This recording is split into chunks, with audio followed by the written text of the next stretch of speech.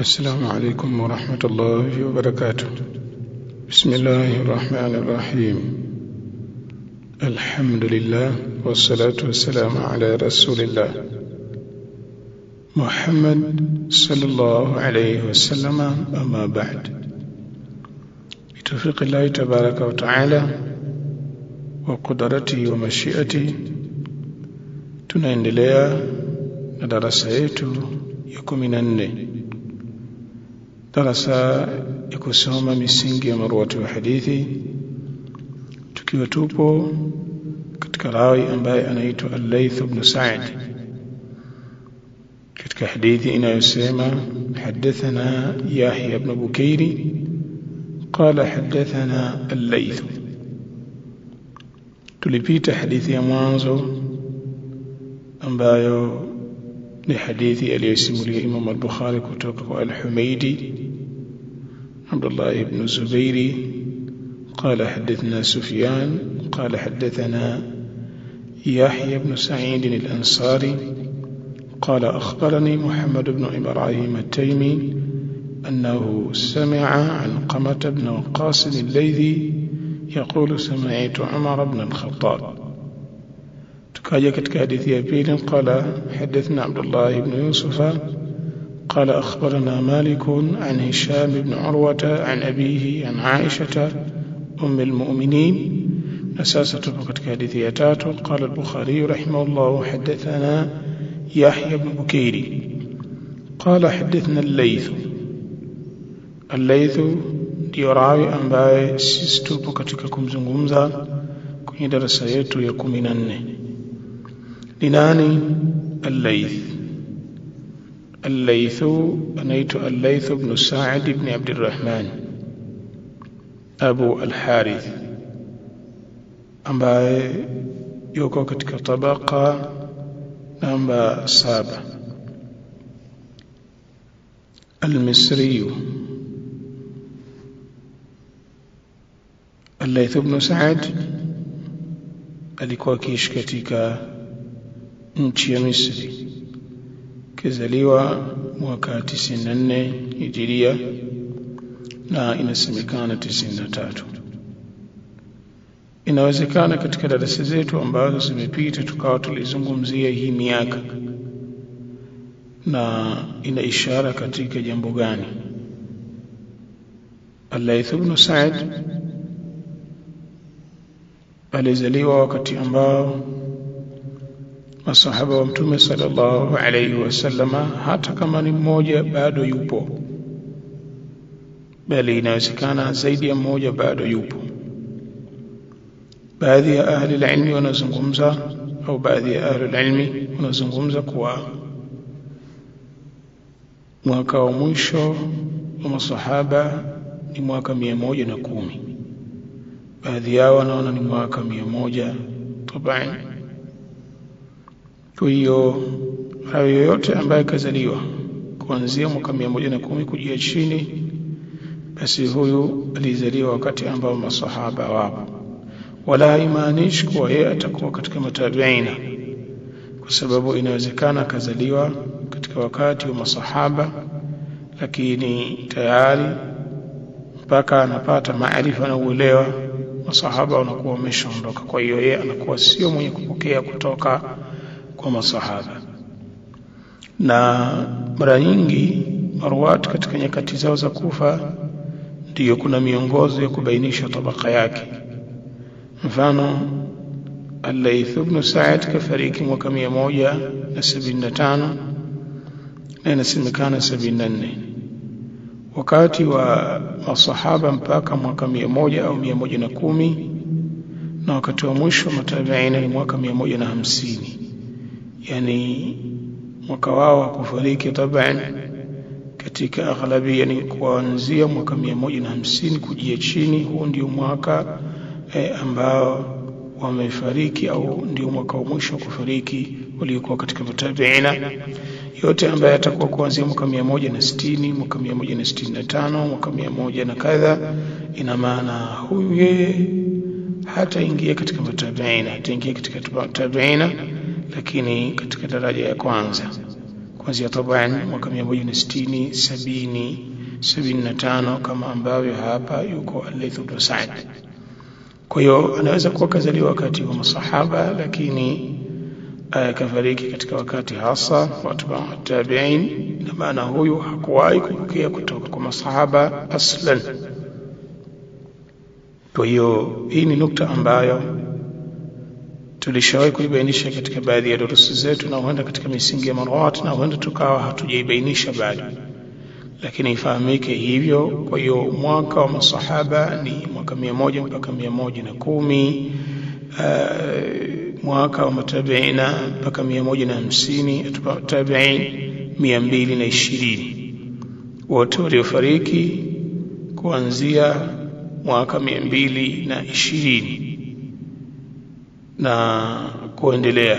Mara nyingi wanakuwa katika wanafunzi wa atba'u at-tabi'in, na waliokuwa katika tabaka kuanzia namba 9, tabaka ya mwisho atba'u tabi'in, mara nyingi wanakuwa wamefariki baada ya mwaka 200 hijiria.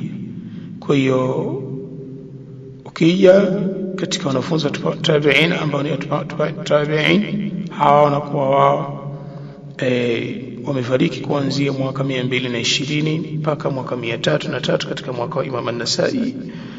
Taban huu ni wakati ambao ndio wamefariki hawa wanafunzi wa tabi'in ambao ndio atba'u tabi'in. Na hii miaka ina faida sana katika kusoma mambo mengi katika mambo ya kihistoria, lakini vile vile kufahamu jambo zima la elimu. Kivipi? Hizi ni nukta ambazo inshallah bi'anillahi tabaraka wa taala sisi tutazizungumza kama tulivyoelezewa na Sheikh wetu tutakapofika katika nukta zake, wakati ambao ilmu ile ya ahlul ilmi min as-salafi imedhibitika katika misingi yake vizuri kabla ya kuingia falsafa. Kuna mwaka ulipofika, basi maana yake mafalsafa yale yakawa yameathiri kwa asilimia kubwa, mpaka baadhi ya wanazuoni wa Kiislamu ikawa sasa wanaathirika kutumia falsafa katika vitabu vyao. Ni mwaka 350, kuanzia mwaka 350 kujia chini, hapa vitabu vingi vilikuwa vimesalimika na mambo mengi sana.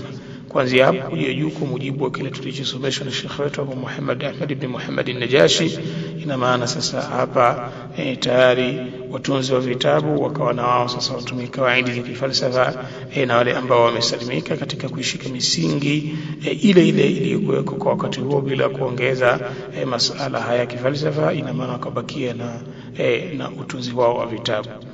Na ndio maana ukisoma misingi ya ahlul ilmi min almutaqaddimin, au kusoma elimu kupitia misingi ya kielimu ya ahlul ilmi min almutaqaddimin, basi mtu hawezi kusoma kitabu chochote kwa malengo yoyote.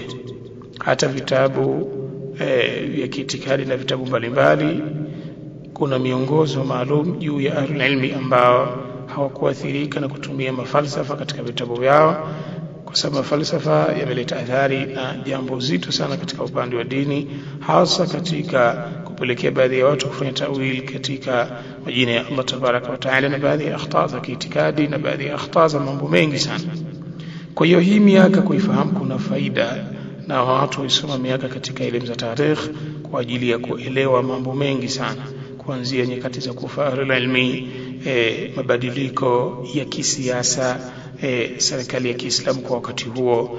Kuna baadhi ya viongozi walikuwa wanatilia ihtimam jambo la kielimu, kuna wengine hawatilia ihtimam, kuna wengine jambo la sunna walikuwa wakitilia ihtimam, kuna wengine firaq kama Mu'tazila na firaq nyingine walikuwa wakizipa nguvu. Kuna wakati ahlul ilmu walikuwa wakibanwa, wakiteswa, kuna wakati walikuwa wanapata free, hata viongozi wanawasupport. Kuna baadhi ya wakati viongozi ndio walikuwa wakisimamia sunna, kuna baadhi ya wakati viongozi walikuwa wanawapa nguvu watu wa bid'ah. Kwa hiyo haya mtu anayefahamu kwamba kwa mwaka huu ina maana huyu alim alikuwa yupo katika wakati huu, na kwa mwaka huu huyu alim alikuwa yupo katika wakati huu. Barakallahu fikum. Kwa hiyo hii ni faida ambayo kama tulivyosema sisi tunasoma darasa yetu kwa ajili ya kufahamu tu misingi walioitumia ahlul ilmi min as-salaf, misingi iliyotumika kwao kwa ajili ya kupata sisi uelewa zaidi tunaposoma hawa ahlul ilmi tujue kuwa hivi ni vipengele kuzingatia mwaka wa kuzaliwa kufariki, kwa sababu kwa kuzaliwa tutajua kuzaliwa katika daula ipi, al-Abbasiyya au ya al-Umayyya, na alizaliwa katika wakati wa kiongozi gani, na kiongozi huyu alikuwa vipi, harakati ya kidawa katika wakati huo ilikuwaje, na mji aliyokuweko kwa mwaka huo ilikuwa vipi, alifariki wakati gani, alipofariki alikuweko alim nani na nani na nani, yeye alikuwa katika mji gani, mpaka katambulika kuwa na yeye ni alim wakati kwa elimu fulani, basi uwezo wake wa kitaaluma kwa mwaka huu ulikuwa vipi. Haya yote yanafahamika katika miaka ya kuzaliwa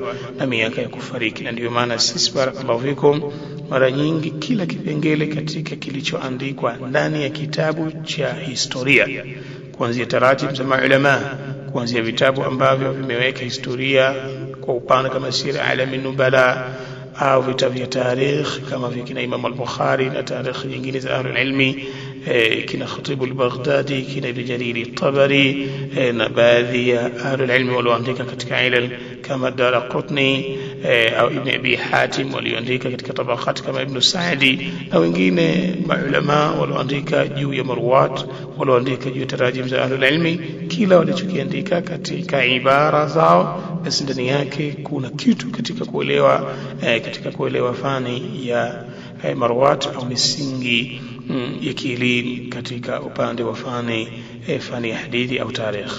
Kwa hiyo sisi tunaposoma hili somo, ina maana tunakusanya masail yanayofungamana na tarikh, kwa sababu hatuwezi kusoma marwat wa hadithi bila ya kusoma tarikh.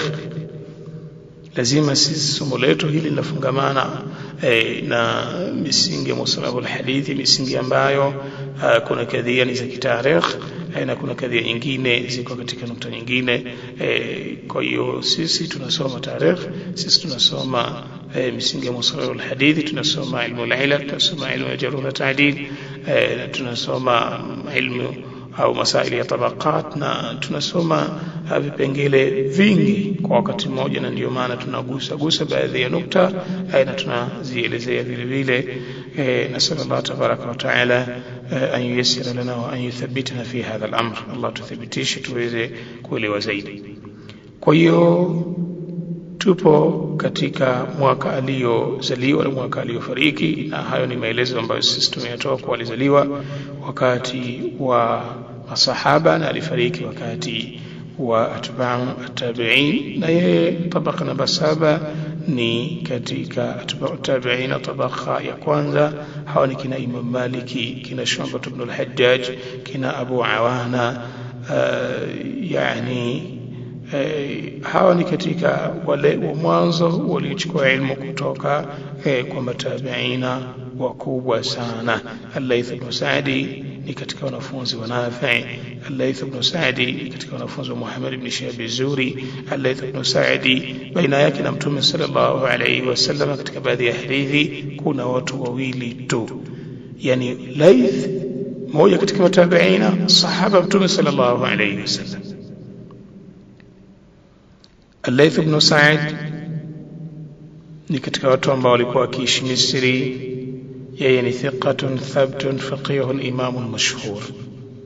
Yeye ni imam, ni katika ahlul ilmi al-kibar katika mji wa Misri, mpaka baadhi yao walikuwa wakimuona kwa Al-Layth ibn Sa'd ana maarifa na ilmu nyingi sana, ila Imam Malik watu walikuwa wakimpa hadhi kubwa zaidi, kama ambavyo inshallah bi'idhnillahi tabaraka wa taala tunatarajia kuyaona haya katika kauli za ahlul ilmi wakimzungumza Al-Layth ibn Sa'd.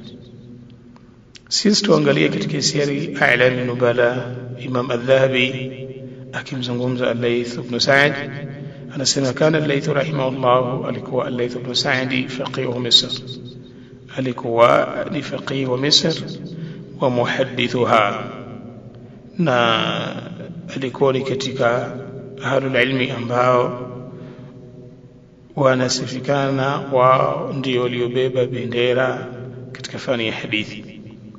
Kuna moja katika durus tulizozitaja tukaelezea mukaddima wa tabaqati za ahlul ilmi, tukaelezea kila mji na wale maulama waliokuwepo. Hili darasa ambayo tulimtaja vile vile Al-Layth ibn Sa'd katika mji wa Misri na kina Abu Saleh na kina Ibn Wahabi na wengine katika maulama wa Misri ambao wao ndio walibeba bendera katika kueneza hadithi, kusomesha hadithi katika mji wa Misri.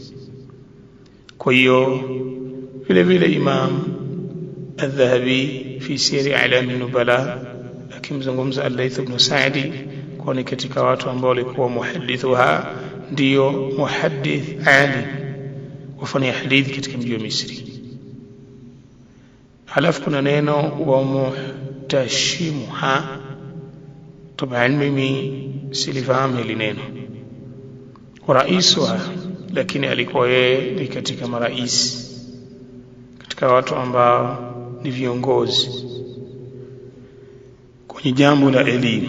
Si kwamba yeye alikuwa ni rais wa nchi, lakini katika sifa ya Al-Layth ibn Sa'd katika mji wa Misri, wa man yuftakharu biwujudihi al-iqlim, na vile vile alikuwa katika watu ambao yuftakharu biwujudihi al-iqlim, mji unapewa fahari, watu wa mji wanajifakharisha kwa sababu ya uwepo wake. Sisi tuna Layth bwana, tuna muhaddith, tuna kadha. Kwa hiyo ni katika watu ambao ni kawaida kwa ahlul ilmi min as-salaf, anapokuweko mtu katika mji fulani, taarifa zake hufika mapema katika miji mingine, kwamba utakapokwenda Makka huko utakutana na Sufyan ibn Uyayna yupo, utakapokwenda Madina mtakutana na Muhammad ibn Shihab az-Zuhri yupo, utakapokwenda Baghdad utakutana na Imam Ahmad ibn Hanbali yupo, utakapokwenda Basra utakutana na Shu'bah ibn al-Hajjaj yupo. Kwa hiyo kenda Misri mtakutana na Al-Layth ibn Sa'd yupo, utakapokwenda mji kadhaa utakutana na mtu kadhaa, utakapokwenda kadhaa. Kwa ina maana kila mji ulikuwa una moja katika ahlul ilmi au idadi ya watu kadhaa katika ahlul ilmi. Ule mji unajifakhirisha kwa sisi tunaye huyu, sisi huyu ndio katika marja, huyu ndio ambaye sisi tukikhtalifiana katika jambo tunarudi kwake. Kwa hiyo Al-Layth ibn Sa'd ni katika wale ambao miji ilikuwa ikijifakhirisha kwa sababu ya wao, kama walivyosema Imam An-Nawawi. Imam An-Nawawi taban mahala kuna kuitwa Nawa kumejulikana kwa sababu ya Imam An-Nawawi. Syria, Dimashq, Imam An-Nawawi, Syria imepata cheo ambayo ni Sham katika sifa zake, katika ahlul ilmi al-kibar ambao wametoka Sham, basi miongoni mwa hao ni Imam An-Nawawi. Kwa hiyo eneo au mji unapata ushuhura, unapata kusemwa vizuri kwa sababu ya kutoa moja katika ahlul ilmi ambao wao wanabeba bendera kueneza Uislamu katika miji yote duniani. Kwa inakuwa ule mji ni chemchemi na watu wanachukua elimu kutoka katika mji ule kupitia mtu. Kwa hiyo mji unafahamika kwa sababu ya mtu, na ndio maana hata Bukhara wako wengi wanaoitwa al-Bukhari, lakini Muhammad ibn Ismail al-Bukhari rahimahullah, ambaye ndiye mtunzi wa kitabu tunachokisoma ndio Bukhara, amepata sharafu kubwa sana kwa sababu yeye an-Naisabur, Imam Muslim an-Naisaburi, na wengi katika ilmi ambao nao vile vile nisba yao ni an-Naisaburi, lakini mara nyingi akitajwa Imam Muslim an-Naisaburi basi ufahamika. Kama vile mji wa Baghdad kupitia Imam Ahmad ibn Hanbali, kama Madina kile ibn Shihab az-Zuhri, kama Makkah kina Sufyan ibn Uyayna, kama Misri kina Layth ibn Sa'd, na miji mingine tofauti ambayo wametoka ndani yake ahlul ilmi al-kibar. Barakallahu fikum. Kwa hiyo hii ndio habari ambayo kaizungumza Imam Adh-Dhahabi, kisha kaendelea bihaithu, kwa namna ambayo inna mutawalli Misra, yule ambaye anasimamia Misri, wa qadhiha, na yule ambaye ndio qadhi katika mji wa Misri, wana muhaddiraha, na yule ambaye ni mwangalizi katika mji wa Misri, min tahti awamiri, wote wako chini ya Al-Layth ibn Sa'd. Kivipi? Wayarji'una ila ra'yihi, wanarudi katika mitazamo ya Al-Layth ibn Sa'd. Hebu angalia msimamizi, wale maqadhi na wale waangalizi wa mambo mbalimbali, ima ya kiserikali ima ya kijamii, basi walikuwa chini ya amri ya Al-Layth ibn Sa'd. Wote wanarudi kwake, wa mashuratihi, na wanakwenda kushauriana naye, wanakaa naye. Walaqad aradahu al-Mansur ala an yanuba lahu ala al-iqlim. Al-Mansur, moja katika viongozi, alitaka yeye ampe usimamizi, ampe ugavana katika mji. Fasta'afa min dhalika, lakini ahlul ilmi ni maarufu, majukumu kama haya walikuwa hawayataki. Kwa hiyo haya ni maelezo kwa ajili ya kusoma sehemu katika jambo la Al-Layth. Na Al-Layth ni katika ahlul ilmi ambao walifikia daraja ya ijtihad mpaka watu wakawa wanatumia kauli zao, ikawa sasa kuna madhhab inaitwa Al-Laythiyya, kama ilivyokuwa kuna madhhab inaitwa Al-Awza'iyya, kama kuna madhhab ilikuwa ikiitwa Al-Thawriyya, kama kuna madhhab ikiitwa Al-Jaririyya, kama madhhab ya Malikiyya, Al-Hanbaliyya, Al-Shafi'iyya, Al-Hanafiyya, Al-Dhahiriyya. Kwa hiyo hata Al-Layth ibn Sa'd alifikia hatua hiyo. Tukitazama tutakuta kuwa tunayemsoma bado tunamuelezea kiufupi sana kuliko nafasi na hadhi yake. Hasa yeye kaanza kusikia ilmu muda mrefu sana, kakaa katika majalis za kielimu kama alivyoelezea Imam Adh-Dhahabi. Al-Layth ibn Sa'd alisikia kutoka kwa Muhammad ibn Shihab az-Zuhri toka na miaka 20. Ina maana ni muda mrefu sana, kwa sababu Muhammad ibn Shihab az-Zuhri ni katika matabiina tabaka namba 3 katika upande wa matabiina, na tabaka za marwati ni tabaka namba 4. Yani maana yake ni katika matabiina wadogo. Muhammad ibn Shihab az-Zuhri ambaye tayari tumeshamuelezea habari yake. Ibn Shihab az-Zuhri ni katika ahlul ilm al-kibar. Taban sisi tumeelezea kuhusiana na Muhammad ibn Shihab az-Zuhri hasa katika darasa ambayo tumeanza nayo Sunan an-Nasa'i. Tumemuelezea ni nani Ibn Shihab az-Zuhri. Kwa hiyo Al-Layth ibn Sa'd alisikia kutoka kwa Ibn Shihab akiwa na miaka 20, na baina ya Al-Layth ibn Sa'd na Ibn Shihab taban kuna tabaka ngapi? Kuna tabaka ya 5, kuna tabaka ya 6, kuna tabaka 2. Ina maana hapa kuna watu wengi ambao walikuwa ni katika ilmu katika mji wa Madina na miji mingine, lakini Al-Layth ibn Sa'd anajifakhirisha kusikia kwa Ibn Shihab az-Zuhri. Na kila mtu kusikia kwa Ibn Shihab alikuwa akijifakhirisha kwa sababu huwa awwal man kataba sunna, yeye ni wa mwanzo pamoja na Abu Bakari ibn Hazmi waliopewa kauli au amri na Umar ibn Abdul Aziz katika kuandika sunna, kukusanya kila kilichokuwa katika sunna za Mtume sallallahu alayhi wasallam. Kwa hiyo kila mtu alikuwa akijifakhirisha kuchukua elimu kutoka kwa Ibn Shihab az-Zuhri, hasa yeye alikuwa ni katika ahlul ilm al-kibar katika mji wa Madina. Barakallahu fikum. Kwa hiyo tukiendelea sasa, tunataka tuangalie kauli za ahlul ilmi ambazo zinamhusu huyu Al-Layth ibn Sa'd.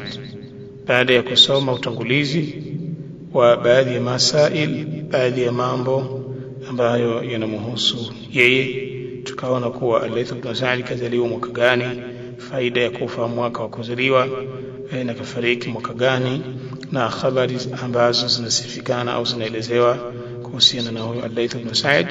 Ina maana nukta inayofuata kutofikia Allah tabaraka wa taala basi ni kuelezea kuhusiana na kauli za ahlul ilmi kuhusiana na huyo Al-Layth ibn Sa'd na habari ambazo zimenakiliwa kutoka kwa maulama wakimuelezea Al-Layth ni nani. Barakallahu fikum. Kwa hiyo tuje katika darasa inayofuata insha Allah tujituelezee kuhusiana na kauli za ahlul ilmi juu ya Al-Layth ibn Sa'd, قول أهل العلم زنزو موسى Al-Layth ibn Sa'd. والله نسأله سبحانه وتعالى أن ينفعنا بما علمنا وأن يرزقنا فهما وأن يجعلنا منبعا atujalie sisi tuwe chemchem ya elimu, na hili ni jambo ambalo kila mtu analihitajia. Ndio maana Mtume sallallahu alayhi wasallam akamwambia na Allah tabaraka wa taala amwombe Allah tabaraka wa taala ziada ya elimu. Kila mtu awe ni chemchem ya elimu kwa mwingine, awe ni mwenye kumnufaisha mwingine kwa elimu. barakallahu fikum. Nasallallahu tabaraka wa taala an yaftah masami'a qulubana lidhikrihi wa an yarzuqna ta'atahu wa ta'ata rasulihi wa amala bi kitabihi. اللهم أغننا بالعلم وزينا بالحلم وأكرمنا بالتقوى وجملنا بالعافية. وصلى الله على سيدنا محمد. الحمد لله رب العالمين. katika darasa yako min nne tutaishia hapa, na darasa yako min tano tutakuja kuangalia aqwal za maulama zinazomhusu Layth ibn Sa'd. barakallahu fikum.